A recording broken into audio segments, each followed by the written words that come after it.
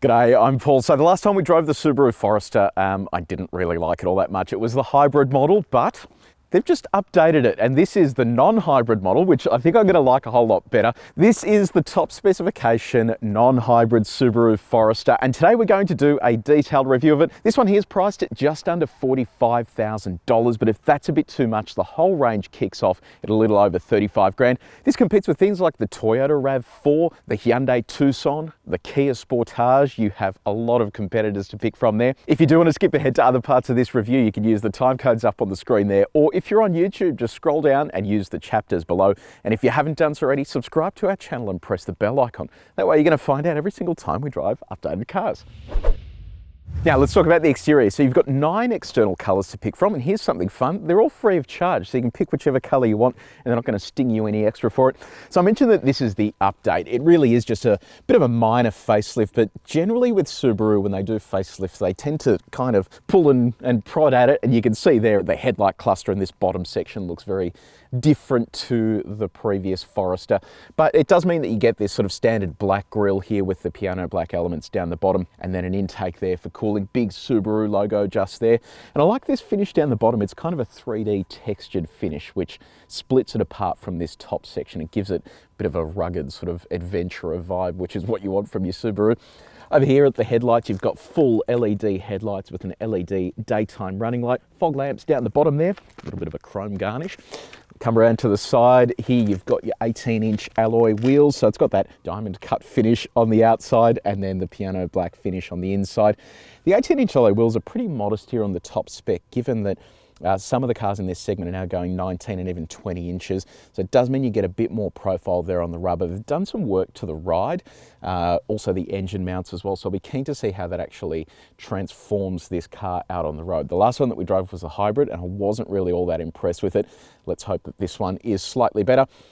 Cladding there, because off-road you've got 220 millimeters of ground clearance, which is fairly big for this segment. A lot of the time they're under 200 mils, so you could in theory do a bit of light off-roading, but if you are doing anything more serious, you're going to want some meatier tyres than these sort of highway terrain tyres.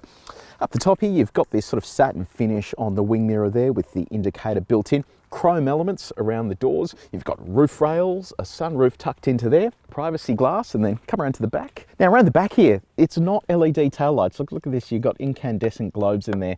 I think we're at the point now where we can well and truly be using LED across the entire car. Incandescent globes require replacing more often, and I think it's just better to just get rid of them and go LED altogether. Forester down the bottom there, and then you've got Subaru and all-wheel drive. Bit strange given the whole range is all-wheel drive, but it's there to remind you just in case you forget. You've got a shark fin aerial there, and then a little spoiler built into the rear. What do you reckon about the design? Do you think they've given it a modest enough update, or do you think something a little extra was required? Let me know what you think down there. We're inside the Forester. Let's start off with the key. So you have lock, unlock, it's the Subaru button, boot, and then on the back it is blank, a little bit of garnish on the side. It's a proximity sensing key, so you leave that in your pocket. Once you're inside, you've got a push button start. Now, what about your design? Look, I think that given this is an update, it would have been a really good opportunity to introduce the big screen out of the Outback. I think that looks really cool in the center there. Instead, they've stuck with this 8-inch screen now across the range, so I think I could have gone to a little bit more effort there. The other thing that kind of concerns me longer term as well, if you look at the new Kia Sportage, the new Hyundai Tucson, look at those big wraparound screens. Here we've just got the 8-inch screen, this screen up the top, and then a small screen ahead of the driver. So they've kind of kept with that old school traditional look as opposed to going to something new, which I guess is fine. It suits their buyers, but just something to keep in mind. Outside of that though, I really like the materials they've used around the cabin. So everything around here is soft or rubbery, and it means that if you are going for longer distance drives, you can rest your legs and knees on these surfaces and they just give you a bit more comfort while you're out on the road. So big bonus on that side. In terms of your touch points, really nice and soft there in the center and soft on the door as well. How soft are they? Well, we've got our durometer. We've tested the main surfaces in this cabin. If you want to see how this car compares to others that we've tested before, have a look at the link in the description. What about build quality? That feels really good. Very nice and solid. And finally, the door test. Yeah, it sounds really nice and solid as well. Okay, let's talk about the infotainment system. So 8-inch color touchscreen. You have shortcut buttons down the bottom as well. It is joined by another screen up the top there and one ahead of the driver, but I'll run you through those two separately. Built into the infotainment system is native navigation. So it's a TomTom system. It is a little bit laggy. You can see there as I'm sort of moving around, it takes a little bit of time to catch up to what I'm doing. And then on the radio front, you have AM, FM and DAB plus digital radio. This particular spec has an 8-speaker Harman Kardon sound system. Pretty decent sound system, so if you are into your sound, you will need to go for the top specification that gets that sound system. You do also have smartphone mirroring built in, both Apple CarPlay and Android Auto. They're both wired. I'll show you what Apple CarPlay looks like. There it is. So tiny bit laggy as it sort of moves through those screens, but it does take up the full screen there and it looks pretty good. You also have voice recognition that works both with the native infotainment system and also when your phone is paired. And this is what Android Auto looks like. Click there. So full screen integration again, but same story with Apple CarPlay. It's just a tiny bit laggy as you try and go up and down there, but look, it really isn't the end of the world. Now the screen up the top there, it serves a couple of purposes. So using this button here on the steering wheel, you can actually go through all of the different menus to see your fuel economy, trip computer. You can do a clock. There's some off-road settings and also safety settings up there as well. But when you are driving, it'll act as a reverse camera in addition to the side view camera. So pushing the side view brings that up, and I'll run through a bit more detail on that when we talk about our parking section.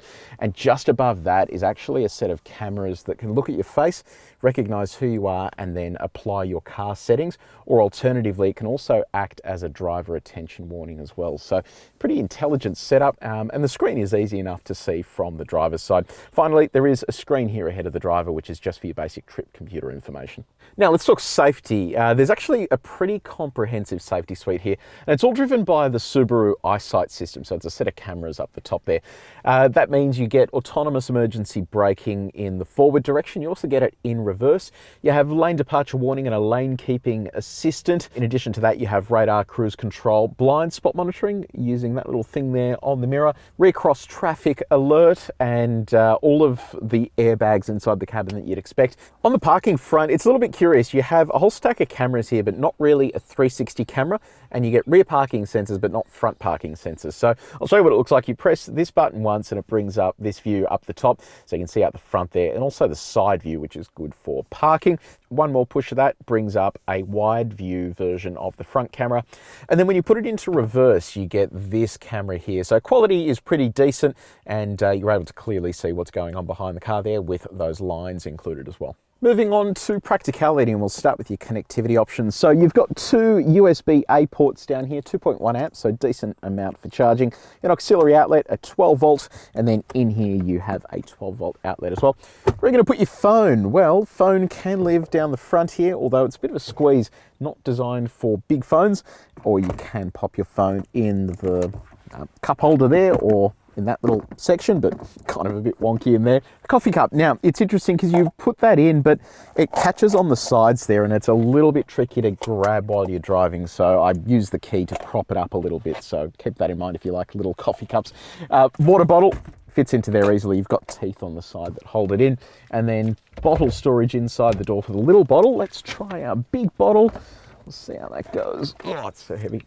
Yeah, it sort of fits in there. I don't know if that's just going to fall out, so I would tread cautiously with that. In terms of your other storage, you've got this little slot back here. The center console has a coin tray, and then it's pretty decent sized as well. And then we have a glove box, reasonably sized there. Manual takes up most of that though, and there's a little button there to set your tire pressures if you change them. And finally, you have a sunglasses holder up the top. And finally, comfort. You have dual zone automatic climate control.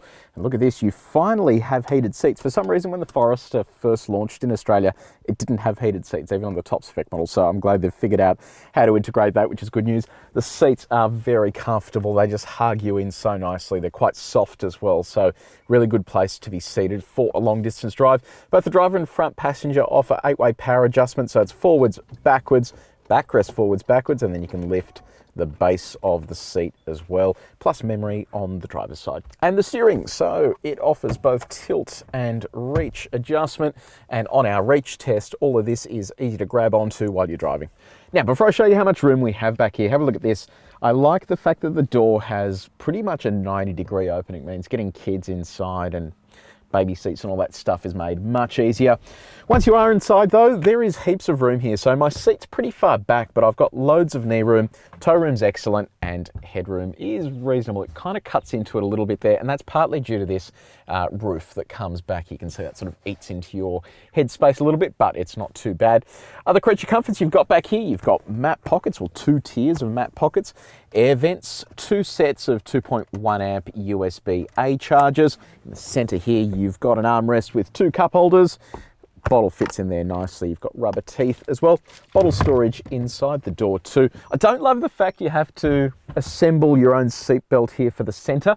I just wish it would be built in like most other cars on the market. But anyway, you've got ISOFIX points on the 2 outboard seats with 3 top tether points. Now, what about your cargo space? Given how big the Forester is, I'm expecting good things under here in terms of usability. So you have a little under 500 litres available just here in this configuration. But the good news is under the cargo floor, you get a full-size spare tyre plus this storage as well. So really good setup there. It is kind of rare in this segment to get a full-size spare. Normally it's a space saver. And if you are doing a lot of country driving, a full-size spare really is mandatory. So Hyundai and Kia, I think, are the only 2 others off the top of my head that do that. Over on the sides, you've got hooks. You've got a 12-volt outlet. More hooks over here, but have a look at this one. They've stuck one into the boot, so you can actually hang stuff off here if you need to, or if the boot's closed, you can attach things to there as well. So I haven't seen that before, and I think that's a pretty cool setup. Let's see what it's like with our bags in here. I forgot the suitcase, fortunately. So here is a standard carry-on sized bag that you would normally take onto the plane. So it shows you that you do have a fair bit of usable space there. Now this cargo blind's interesting as well. So instead of just being a standard setup, it actually has a little lip on the front of it here, so you can actually hide everything that's in the way there. If you do need to drop the second row, you've got these handy switches here, and that expands the space to a little under 1,800 litres. I've just hit the road in the Forester. Now, if you did watch our old Forester review, if you haven't seen it, you can click up here. It was of the hybrid, and the hybrid just wasn't very good at all. This, on the other hand, is very different. So this uses a naturally aspirated 2.5 litre 4-cylinder petrol engine, makes 136 kilowatts of power and 239 newton meters of torque. Now, it doesn't sound like much, but it is actually pretty good behind the wheel. If you give it a kick, it's got a CVT. It picks up and moves pretty quickly. The actual car itself is fairly light, and it means that when you are sort of getting stuck into the throttle, it doesn't feel all that sort of lackluster or boring. You do also have the ability to go to the sport mode, which they call SI drive, and that just makes the CVT far perkier, and it means that when you do get stuck into it, it's ready to pick up and go with a whole lot more urgency. I know that some of you really don't like CVTs, but in the world of CVTs, this one's actually pretty good and communicates well with this engine. It just feels like it has a lot of punch across the rev band. And of course, it's a permanent all-wheel drive, and that's standard pretty much across all Subarus except the BRZ and the upcoming new BRZ as well. The rest of them are permanent all-wheel drive, and it's all the better for it because a lot of the other cars in this segment are an on-demand all-wheel drive system, and those just don't really work that well because they wait for the front axle to slip before they send torque to the rear. Whereas here with the Subaru, if I give this a punch out of this intersection, there's just no slip at all. It just hooks up straight away and gives us the traction that we need, and I think that's exactly what you want for surety behind the wheel, to make you feel like you're completely in charge of the vehicle.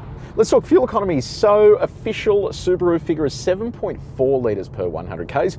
We are currently sitting on 8.1, so not too bad, close enough there to the official average. Okay, so this is blinding me. I'm going to shut that for a second. Pop this into sport mode. We'll see what it's like through a couple of corners here. Look, it's not a fair bit of body roll. It is just body roll, and you do notice it there. It's not like the old Forester XT. You remember the turbocharged one that everyone was doing tuning to and all that sort of stuff. It doesn't feel like that. It sort of feels very much more family-like. But it's not the end of the world because of the all-wheel drive system. You really do have enough traction to just keep the foot in through the corner it's not enough power to really sort of get you into trouble. So from that point of view, it's one of those cars that you can drive fast slowly, if you get what I mean. So yeah. Now, on your other drive modes, you have X mode down here. So you have two modes to choose from here. So you can go over to snow and dirt or to snow and mud, and that will basically just vary what the stability control's doing and the amount of intervention it gives you before it actually lets the wheels slip a little bit. So it's good to see that they do actually have that. It goes back to their roots of this being kind of an off-road focused car. You still do have that sort of 220 mil of ground clearance, so you can do some very light off-roading, but I wouldn't expect to climb Mount Everest or something in this. Now, Subaru doesn't have an official 0 to 100 time, but we've put it up against our stopwatch, and this is how it went.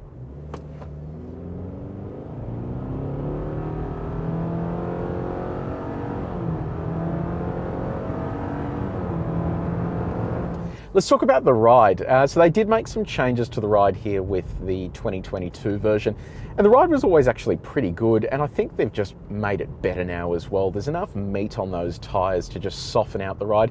It is probably softer than some of the competitors in this segment, but that's not such a bad thing. It's built for comfort, and then when you do load it with passengers, it really just soaks in all the bumps beautifully, especially for highway driving and country driving. It just feels nice and at home on the freeway. It can be a little bit noisy though when you are at highway speeds, especially on coarse chip roads, so keep that in mind. I wonder if a lot of that has to do with this roof and it being glass. They tend to let in a bit more noise than you would normally expect with a car that's sort of fully insulated in the roof as well. And visibility, so the commanding driving position here is something that I really like about the Forester. I can see clearly down the fronts of the car there, and it just feels nice and airy inside the cabin. I don't feel too claustrophobic.